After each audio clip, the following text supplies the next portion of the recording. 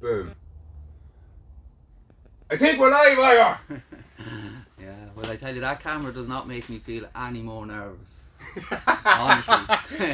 Do I detect a hint of sarcasm in your voice there, Mr. McCullen? Yeah, I think so. Okay, have your mics going, have the cameras going. Brother, it's been emotional. What was I going to say to you? So, I was chatting to you, and have been chatting to you over and back throughout this whole COVID lockdown fucking ball ache. And I basically asked you how are you coping, how are you doing, and you said something along the lines of you're doing better when you're on top of your practices, I think you called them. And we spoke a little bit about it, but not a whole pile, so we're hopefully going to flesh this whole practices thing that you've mentioned out a little bit. But before we do that, I'll get you to shunt that chair a little bit closer into that mic. Oh, yeah. There we go, start as we mean to continue. Yeah. So yeah, what are these practices that you speak of? I guess they're probably practices that, I suppose, since the lockdown in January time and stuff like that, I actually took the time to sit down and kind of write them out. So, there's been a couple of weeks of putting together, but I suppose what they really are is over the last 10 years, the different practices that I've done that I feel lead to my mind being healthy. Like, they definitely help to cultivate a healthy mind for myself. Like, I think a healthy mind is something you have to work at. I don't think I think if you let it go, it's like a garden, isn't it? If you don't kind of take out the weeds and all of that, it kind of runs riot. But you've got to kind of cultivate your mind. And so these are kind of the 10 practices that, over trial and error, or trying some things and trying other things and them not working, that I've kind of, for the first time, sat down and just kind of wrote them out as to what they were, like, and I suppose I would call them the 10 practices to a healthy mind or whatever. Sounds like a book. It sounds like a book, except I wouldn't have the time to sit down to write a book. So yeah, so it's better to come on a podcast and just talk to you about them. I write the book. You can write the book. I'll give you a royalty or two. Yeah. But so I suppose that's what they are. They're the 10 practices to a healthy mind, and they're underpinned by kind of two mottos. Like, one of my favourite kind of quotes is from Jocko Willink, and it's that there's freedom and discipline. And I get that quote. I love that quote, because the more disciplined you are in life, I think the stronger the person you are. I think, and the stronger the person you are mentally, like, so. But I would have a little twist on what he says. So he kind of says, like, that there's there's strength, or there's freedom and discipline. But I would kind of add to that it's my belief that there's discipline is just like another muscle in your body that needs to be exercised.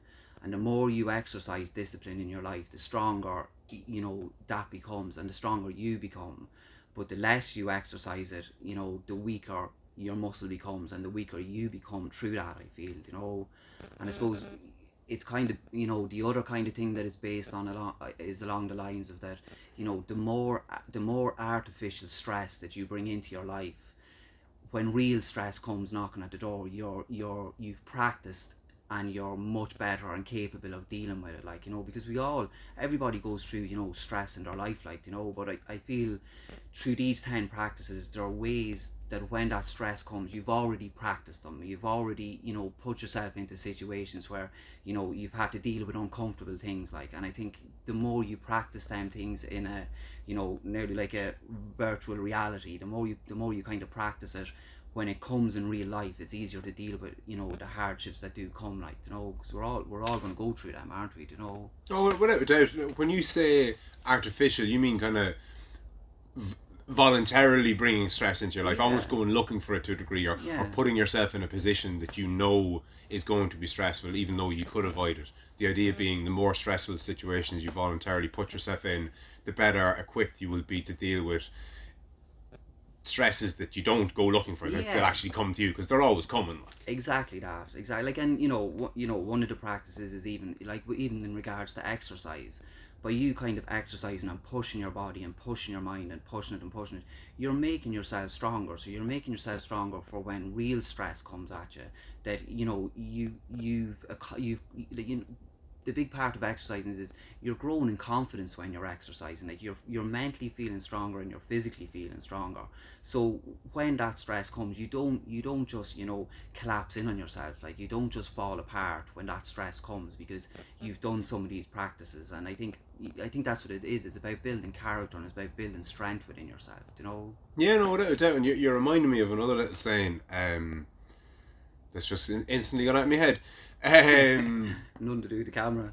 No, it can come back to me.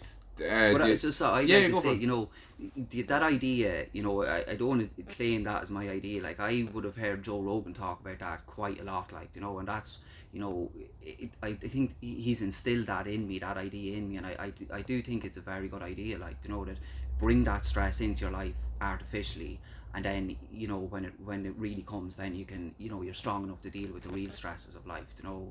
I mean, that's not to say that that's not to say that you're going to, you know, deal with them and they're not going to happen. They're obviously going to happen, but I think you're better able to deal with them because you're somewhat prepared, you know. No, absolutely. And preparedness is actually, you have to bring me back into the room for what I was going to say there. The saying, the little soundbite that I'm remembering that you've reminded me of is, we don't rise to the level of the occasion, we fall to the level of our training. So you might say to yourself, or somebody might pose the question to you, like, what will you do if something terrible happens to you? And you might say, oh, well, I'll do this and I'll do that and I'll overcome it. But unless you've trained to cope in those certain circumstances, you won't rise to what you think you'll do. You'll just fall to what you've been practicing, what you're capable of doing. And if you haven't trained yourself or practiced to be better at dealing with stressful situations, you're not going to rise to the occasion. You're going to, as the expression goes, fall to the level of your training. Yeah, no, it's a lovely quote. It nearly reminds you of, you know, when you hear somebody saying, "Oh, if I got mugged, I do this, I do this." Yeah, and yeah, that. yeah. And you'd be like, are you trained to fight like that? Like, if that person's got a knife, because like, oh, if someone came attack me with a knife or whatever, and you're like, yeah, but are you trained at fighting or whatever? No. Well, there's a really good chance you're not going to do any of that, like, isn't there? Like, replace the guy with the knife Yeah. with your kid getting sick or your man being in a crash or whatever the or fucking death, or you know, or the loss of a loved one who's very close to you, and that's not to say that these practices are going to stop you from hurting from that or a thing, but you know, you might not fall apart as much, you know, if you've got practices to kind of to lean on to help you through them things, you know. Yeah, no, one thing I'm conscious of is that the two of us have an idea of what we're talking about when you say practices. But can you concretize exactly what a practice is, or have you listed them, or how many of them are there, or Yeah, like I brought a list with me, right? first because- person to bring notes? yeah. But I brought them because me having the memory of a very small goldfish, I thought rather than sitting here and you asking me that question and me kind of, oh, what were the ones that I was going to say? I said I'd write them down. Well, look, rhyme them off, Yeah, and so- we'll go through them. And I I can think. do away with the list then. So it's so diet, both physical and mental, and that's including the likes of fasting and things like that. Okay. So you've got exercise, you've got breath work, which is your meditation, the Wim Hof breath work. The one I'm kind of finding, you know, that I'm enjoying most now is where I'm working with my drum. You've got cold water therapy, you've got prayer and gratitude, yoga, sleep, community, and sobriety. So they would be the 10. So they're the 10 practices for a healthy mind, is what I would call Okay, them. what's the first one? Because we'll So- go through them as best we Yeah, can. so the first one is diet, so both physical and mental. So, you know, the better, I think, you know, the food you put into your body, the better the diet you have, like, you know, the better your mind is, like, you know, like if you're constantly filling your body full of, you know, sugars and bad foods and things that are unhealthy for you, it's absolutely going to affect your mind. Like, they're doing more and more studies now on the gut, and they're showing that kind of what's happening within the gut is massively affecting what's happening within your brain. So if you're constantly loading up on sugars and, you know, bad foods, and like I've heard you talk quite a bit on the podcast, obviously, because you're doing your own diet yourself, like on, you know, the negative effects of sugars and things like that in your body, and like that has to transpire to having an unhealthy mind then afterwards. Like if I think we need to take more of a holistic approach to dealing with our minds and our bodies. The two of them are completely interconnected. Like we tend to kind of separate them a little bit, don't we? Like, you know, where you kind of, oh yeah, well I exercise and all that, but you know, don't do this or I don't do that. Like, but the mind and the body are supposed to be in sync with each other, like, you know, and by doing, you have to work on both in order for that to happen or whatever. But I definitely think your food, the better the food you can put into your body, the better, the healthier your mind is going to be, and both physically and mentally as well. Like, even when the stuff that you're putting into your mind, like if you're constantly watching TV and it's nothing but negative stuff and it's nothing but fucking war and it's nothing but things like that, like it has to have an effect on your way of thinking. And it was, as you were saying in one of the previous podcasts about music, how listening to music that is quite angry let you to be quite angry or whatever. So I think if you look at the mind and the body the same way, like we're all struggling with social media and all of that kind of stuff. If you're constantly scrolling through, negative kind of just nonsense, really, like you're cultivating an unhealthy mind with that, like, Oh, very much so, very much so. And I think that the science very much backs you up in relation to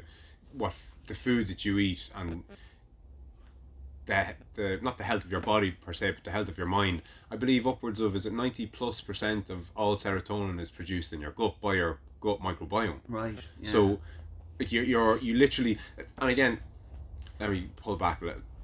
I'm increasingly becoming of the opinion that when you're born, it's a bit of a genetic lottery. You could get a long straw or a short straw or a medium-sized straw. You're basically you're stuck with what biology has given you. Right. But after that, then you become whatever you feed it. I mean, I think is it on a painting in your house, the two wolves? Yeah. Can you just outline that for people there, what the meaning behind it? Because I think there's an analogy between that and the food, the actual food that you put in your body. Yeah, so it's an old Cherokee Indian proverb, and it goes along the lines of that. There's a grandfather, and he's talking to his son, and he says to the son, he says, to his grandson, and he's saying to his grandson, he says, grandson, inside every man there's two wolves fighting. One is fear, jealousy, anger, rage, short-temperedness. The other is love, forgiveness, so love, forgiveness, empathy, all of the good things, I suppose, and the grandson asked the Cherokee Indian, he says, which wolf wins? And the grandfather replies, the one you feed. So the more you feed into the negative aspects of your life, the stronger it grows. Whereas if you feed into the positive aspects of your life, then it will grow stronger, like, Well, I think that, and the analogy that I'm going to draw there is that inside you there's a sick, unhealthy, hateful person, and there's a healthy, full of vitality, loving person. And I think the healthy, fit, loving person eats, meat and vegetables for the most part. And you feed, you become what you fuel yourself to become. Yeah. So like, it's no secret that big fat people, for want of a better term, they don't have healthy lifestyles or healthy diets. I mean, it's not fucking rocket science, and that might be a fairly base example. Yeah. But if you're humming along and you're not a big fat person, but you just have a shitty diet and you're kind of getting away with it, I think people will be very surprised in the changing in mood that they might have from just changing their diet and being more aware of what they're eating and why they're eating it and where it comes from. Now, I'm not talking about weighing your food and being fucking mad anal about it. Exactly, yeah. But just that idea of getting a diverse having a diverse diet and having a diverse healthy diet, and it's no harm having the odd treat here and there, but so long as your entire life doesn't revolve around processed foods and convenience foods. Like you were saying that diet is of the body and the mind, say, and there's shitty mind food out there. Social media is to blame for a lot of that. No, now, don't get me wrong, I'm not on it per se, I'm on it because of this, but there's good and bad with it. Yeah. But I think for the most part, people, I'm yet to hear people talking about how social media has had such a good impact on their life. Yeah. Do you know what kind of way? It just seems to be absolutely junk food for the mind, basically. No, that's all that it is. That's exactly what it is. Like, it's, and you're kind of seeing more and more people where they're kind of saying to you, oh God, I need to get off social media. Like, you don't ever hear people saying, do you know what now? I'm not spending enough time on social media. Yeah. It's always anyone you're talking to. Like, the best thing I done, I'd say, again, memory of a goldfish. I'd say it's about 2 years ago, but I think it was about 2 years ago where I gave up all social media, and hands down, it was the best thing I ever done because I'd always have excuses of, because I used to read quite a lot, you know, in previous years or whatever, like, but then all of a sudden I was finding no time for reading or no time for this or for that, and I was saying to myself, oh yeah, sure, I don't have enough time, that's why I'm not reading anymore. Gave up social media and I started devouring through books again, Yeah, yeah. like, and I was like, so all the time that I've been, now that I'm reading, I would have obviously been spending on social media and things like that, and it for me, I feel it can bring nothing good into your life, like, do you know what I mean? Because the whole system is designed to draw you towards the negative aspects. It's this, it's the same as our media at this stage. Like, it's, blood cells, isn't it? Like, so that's the same way. They understand that the best way to keep you engaged is to keep feeding you the negative stuff. Like, so the more you're putting that into your mind, you're not cultivating a healthy mind with that. Like, so that's why I say, you can put the right foods into your body and feel great, but you also have to put the right things into your mind, like, Well, I think we, as humans, one of the best things about humans is how adaptable we are to our environments. So, depending on wherever we're supposed to have started out, let's say it was East Africa and we migrated up north through Europe and all that jazz, the reason that we were able to conquer every square inch of the planet is because of exactly that, how adaptable we are to our environment. It doesn't matter if you could bake an egg on a rock or if there's 10 foot of snow out there, we can make the most of what's around us and survive in different environments. But I think with social media and media generally, it pushes us into shittier and shittier environments, and I don't think we're equipped mentally to deal with all these different environments, because the food you eat is part of your environment, the media that you consume is part of your environment. They're new environments. Do you know that kind of way? I don't think cavemen worried about their social media exposure too much. Do you know that kind of way? Oh no, absolutely. But they survived perfectly well. Yeah. We haven't had Facebook for 200,000 years, so we haven't evolved any kind of neurology to deal with it. Yeah. We have neurology sitting there ready to deal with, being attacked by animals and dangerous snakes around every corner. And I think that's what media generally has kind of hijacked. Yeah. And the more that they can suck you into that, the more of a grip they have in you. And there's a voyeuristic element to it as well, because there's something in us that kind of loves the, tell me the worst bits. Well, it was the thing that kept us alive when we were back, hunter gatherers and stuff like that. You needed to dwell more on the negative than the positive, because it was, by you knowing about the negative, that stopped you getting eaten by the lion. There was a bigger payoff. Exactly that. Well, it's what kept you alive, and it's what kept your clan alive. Like, you know what I mean? You needed to know the negative aspect of the lion that was in the trees, or you needed to know about the snake that was on the ground, or you needed to.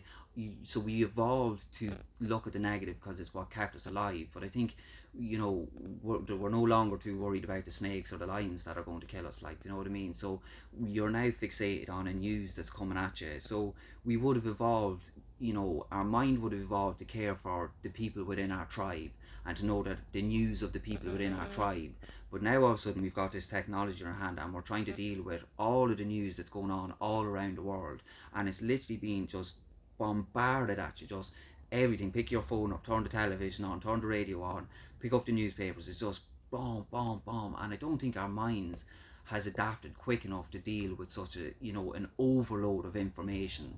And I think it's so hard. I think that's what made me most give it up, was that it was too much. Like, there was just too much news being given to me, and I got to the point where I was like, what can I do about any of that? Like, I'm sitting here and I'm reading about it, and I'm I kind of justified it to myself, that I'm saying, oh well, it's good to stay informed, and while it is good to stay informed, it's not good to have it drummed into you every hour on the hour, all the negative things that are happening in the world. Because it's, as I'm saying, I feel your mind, to cultivate that healthy mind, you need to have a healthy diet going into your mind. Like, you need to have positive things, you need to surround yourself with positive people as well, but that includes the news and the music you're listening to and the things you might be watching. The more positive, and that's not to say to completely avoid everything that's negative. You have to embrace the negative aspects of things too, especially the ones that are within you.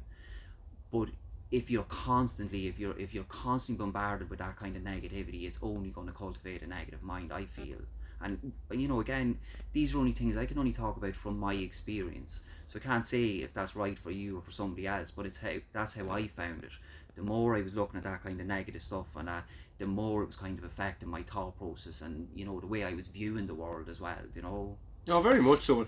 This even feeds back into what you were saying earlier about voluntarily going after, looking voluntarily for stress to kind of make you stronger. When you're on your news feed and it's famine and genocide and all this, the list is endless. That's not as voluntary as you might think. Yeah. Do you know that kind of way? Like, Yeah. what you're saying is you're going out. You should go out of your way to see to be stressed, but intentionally. But I don't think people are. I think people are just like, oh, I wonder what's going on in the world today. Yeah. Almost tricking themselves into thinking maybe there'll be good news today. Yeah. Do you know that kind of where Yeah. we keep going back almost in an endless search for somebody to turn around and tell us that all the wars are over and there's no more genocide and there's no more famine, and that's Someone's never coming coming to save us now. Yeah, I think so. Yeah. And that's the other end of it. Like people who want change, generally speaking, want a new government. They want a new, I don't know, replacement for God. They want a new parent. They want somebody to tell them change what to do, everything. yeah. Like, Trump is gone. Now all the corruption is gone. We've this Biden fella and he's just going to solve all our problems. Yeah. But like until we start focusing a little bit more on our own lives and what we can actually do. Well, it's taking personal responsibility. Big time, Like big time. I've lost count of the amount of people who've kind of said to me over, I haven't heard of the government anything about, how to, improve your immune system against this COVID, like, getting yourself a good diet and all that kind of stuff. And I'm just sitting there and going, that's a fucking 2-minute search on Google. Like, do you seriously need the government to tell you what you should and shouldn't be eating to improve your immune system? Like, I think people, you need to take some responsibility. You need to take all the responsibility for yourself, because there's nobody coming to fix this for you. Like, and you need to, improve yourself first, and stop always looking for, especially when it's something as simple as that. Like, you need to look these things up for yourself about what's good and what's bad for you.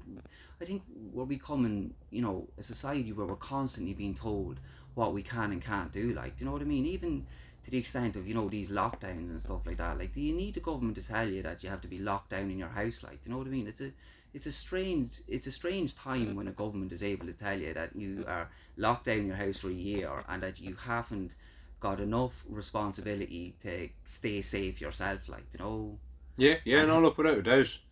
The other end of it then is, I suppose, if people are being told to do something, so let's say the government were telling everybody, what they should be eating and what they should be doing, there's a blame displacement there. It's like, oh, well, the government, I think a lot of people want to be told what to do so that they can blame the person who told them what to do when it doesn't work out for them. Yeah. But if you go online and you Google how to bolster your immune system and you figure it all out and it doesn't work for you, well, then you've no one to blame. Do you know that kind of way? Yeah. But that's diet of the mind and body, by no means completely covered. But what's next on the list there? So obviously your exercise and stuff. And again, it says is that mind and body as well? No, I suppose this is a separate one. So the first one was kind of diet, the second one is kind of exercise. But that's what I'm putting to you now. This second one, exercise. Would you consider, should there be good exercise of the body and of the mind? Or is a mind exercise exposing yourself to stressors, let's say, so that you're able to deal with them when exposing yourself to stressors voluntarily, so you can deal with them when they come to you involuntarily. Yeah, no, like I suppose the idea of exercise, like I find, when I'm exercising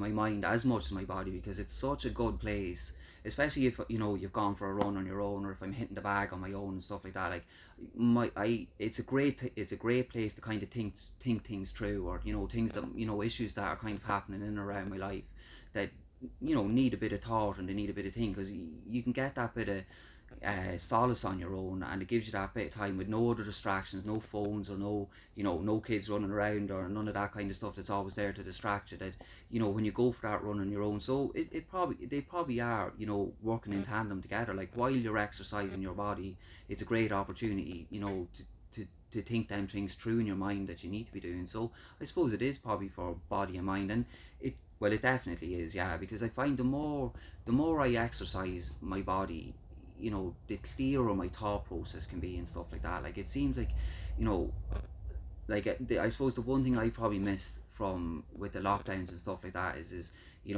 not being able to hit a boxing bag, like whether it's kind of down here, when we're doing the martial arts training, or like I would normally like to go exercising first thing in the morning before work. So I would go to the gym, boxing bag in the gym. I'm happy out there for 40 minutes doing rounds on the bag, but it releases an incredible amount of kind of stress out of my body and stress out of my mind. Like I'm a much happier person, and I'm a much more, my fuse is far longer when I kind of got that out of my system or whatever. Like sure, like if I haven't been to the gym in a while, like I think Elaine will be looking at me saying, right, this fella needs to get to the fucking gym now before I kill him. But so it definitely is. So as much as you're working out your body, it probably is more for your mind. Like it's the idea of going to the gym for me is never really about being looking. That it's never been about looking good or whatever. Like that's just a byproduct of it. You look well, you feel good, and your confidence builds from there. But it's always about working out the mind. Being honest with you, like, because as I said, my mind is clearer, it's sharper. I'm a nicer person, and my mind is much healthier after I've been kind of to the gym to work them things. And the science is showing that it's all about releasing endorphins and all of that kind of thing. But like for me, it's definitely the big thing for me is hitting the bag. That's what it is, because it gets that frustration out, and it gets that kind of I find I'm not near as angry when I'm doing things like that, like And how much of that do you think is the fucking nature of it versus the jab straight hook, the combos, no, do you know that kind of way? Like, is it all just it's pure rage, or is it? Well, It is, or it's is never rage. No, Well, I'm not never rage, in but- rage when I'm doing it. Like, but I'm not. It's not like, say, when we're down here and I'm working on a technique. It's me doing rounds. Like it's me as if I was in a fight. Like, and I'm hitting that bag. Like, but it's just releasing that that aggression, because I suppose it's part of being a man, isn't it? Like, really, like that you've kind of, like, men generally tend to be more angrier than women, I would find. And I'm sure that's not the case in every situation. Like, Look but at the prison population, that will tell you. Exactly that. Like, but I feel that men have, you've got that in you, like that little bit of anger that's in you and stuff like that. And I feel when I go and I do something like that, it definitely releases that kind of anger. And as I said, I'm definitely a better person and a happier person when I'm doing it, like, and I think it's hard to put my finger on it, I suppose, like, but it definitely works out a lot of the stresses and stuff like that. And as I said to you, while you're hitting that bag, it's helping me to think through things far easier. Or that might not necessarily be happening when I'm hitting the bag, but I think when I walk out of there, I'm far easier to kind of think things through and get things out of my system or whatever. Yeah, but I think it works both ways, because somebody who doesn't, like, you've a boxing background, so you know what you're at.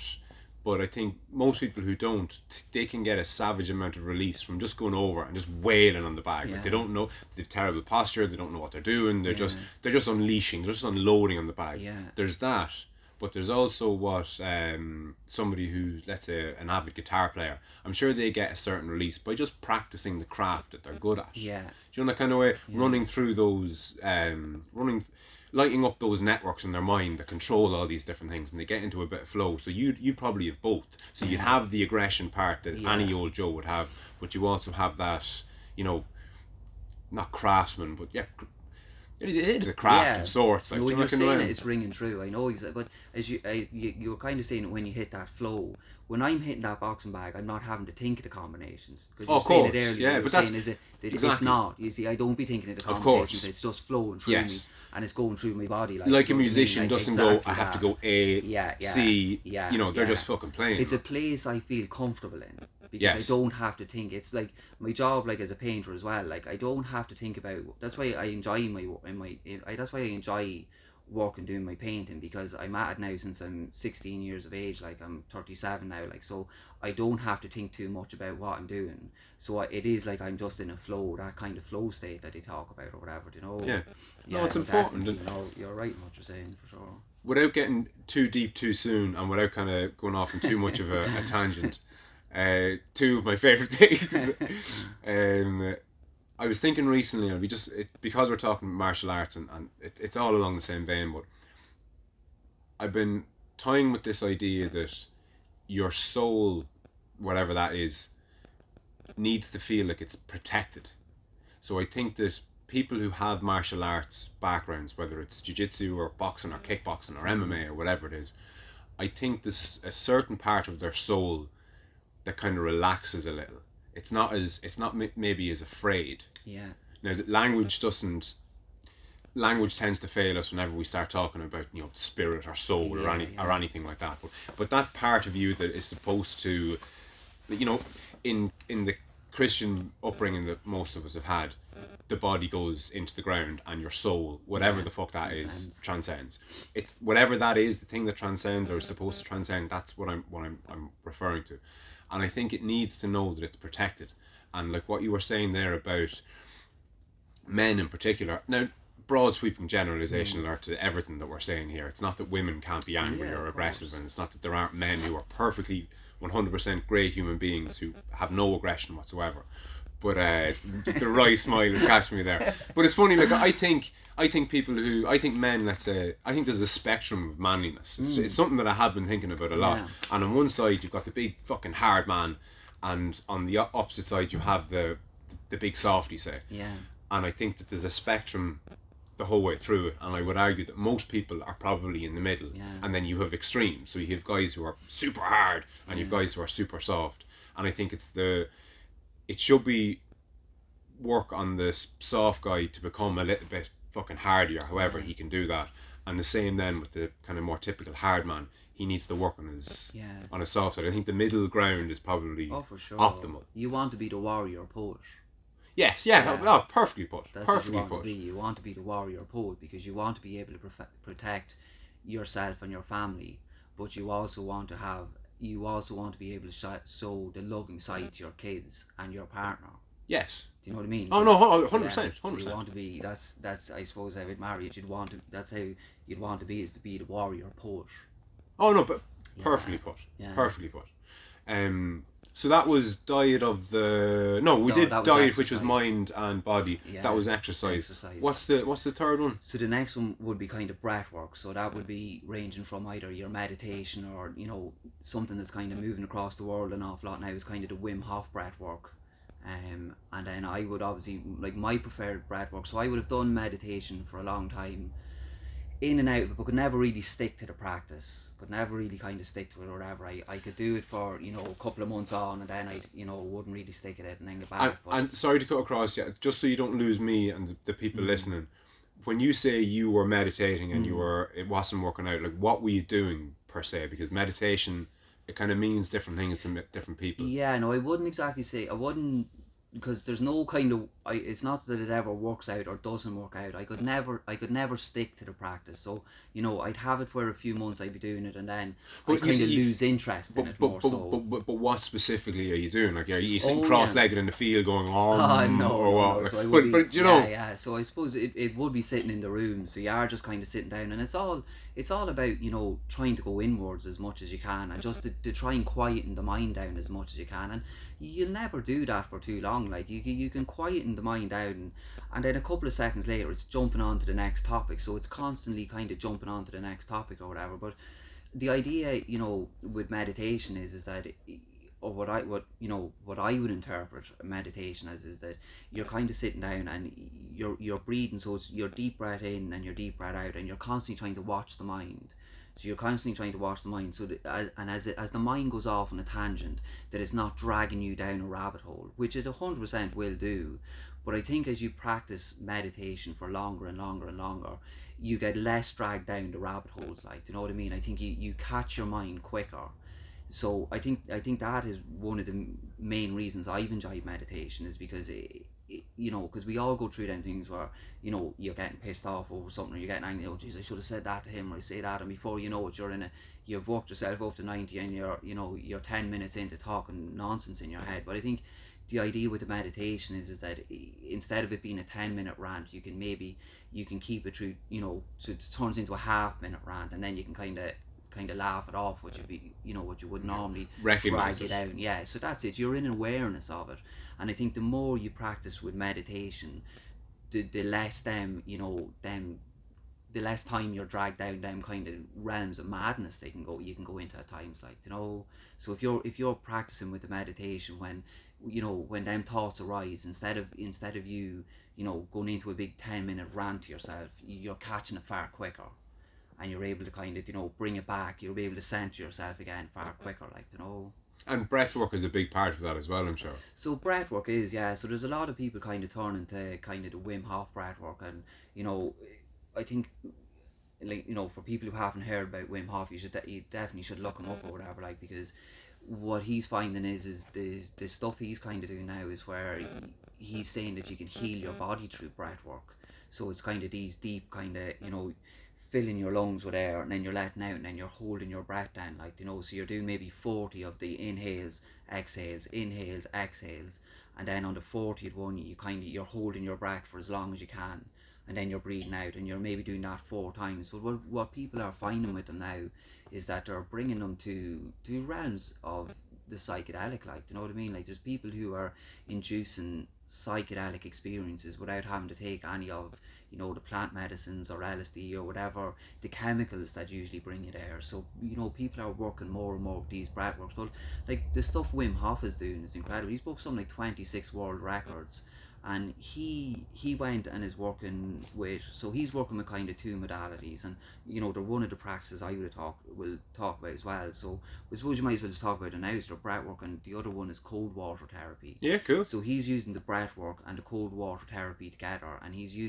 so what he's basically doing is he's using the breath work, and then he's sitting into like ice baths and things like that, like, and he's saying it's having massive healing effects to your mind and your body, like, so he does the breath work first, and then it's into the cold baths, like, but he's sitting into ice cold baths and is able to rise the temperature of his body by 10 degrees sitting in ice baths. Yeah, it's incredible, Yeah, isn't it's it? incredible stuff, like, and he's saying that through that different breath work that you're able to cure many diseases in their body. Like, he's been brought around to some of the kind of the leading kind of colleges in America, like, and institutes like the likes of Harvard and all of that, like, so they got him over, and they're injecting diseases into his body, and he's literally healing his body through breath work, through these different techniques that like, he doesn't say he invented any of these techniques. Like, there's a long story to him. Like, his wife committed suicide, I think, when they were young. They had 3 kids or something. His wife committed suicide when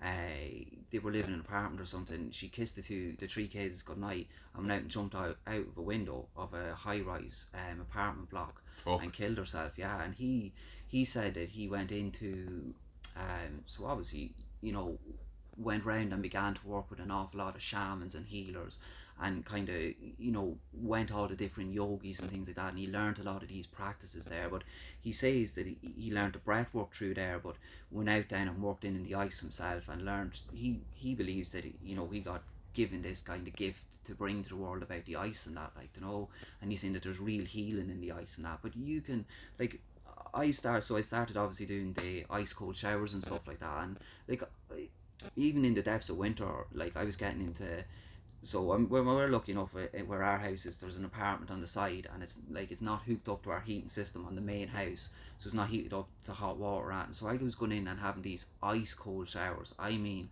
ice cold showers. And at first you think, like, if you put your hand into it, like, if anyone who hadn't been doing them put their hand in it, you say, no way would you stand in that, like, and I was doing 5 minutes in them by the end of it, like, so you're doing your breath work and you're getting into that ice cold shower or whatever.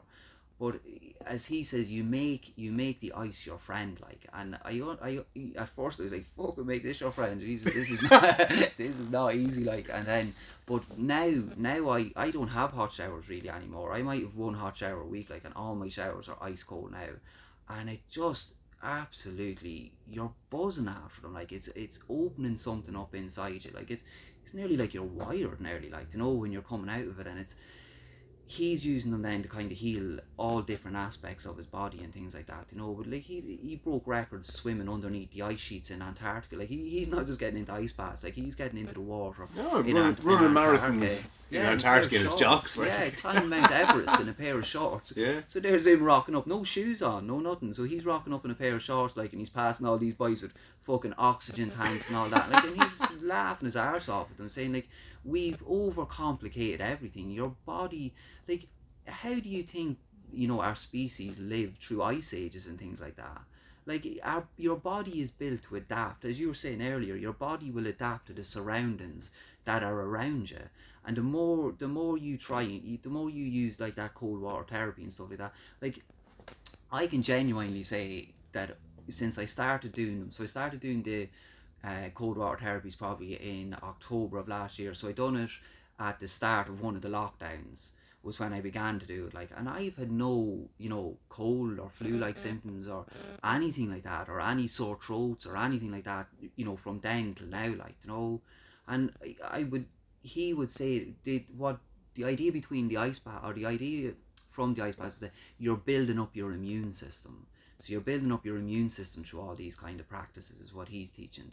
Is it the physical equivalent of what we started out talking about in relation to voluntarily putting yourself in a stressful situation? Is cold just a synonym for a stressful situation? Which?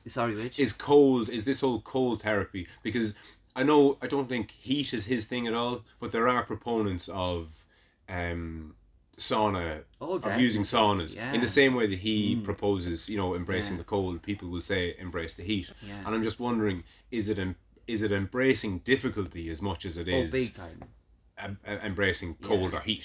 I know, big time, because I think the big part I've missed out on that is how he's kind of bringing this through the world right now, is because he's using it he's promoting it as a cure for depression and anxiety. I probably should have said that at the start, I suppose, but that's what he's using it. And the idea behind it being that as you get into them cold showers, and you can start lasting longer and longer and longer in the cold showers, you're building a confidence within yourself. You're building resilience that you can see. Exactly. And you set that timer and you last 5 minutes standing under an ice cold shower.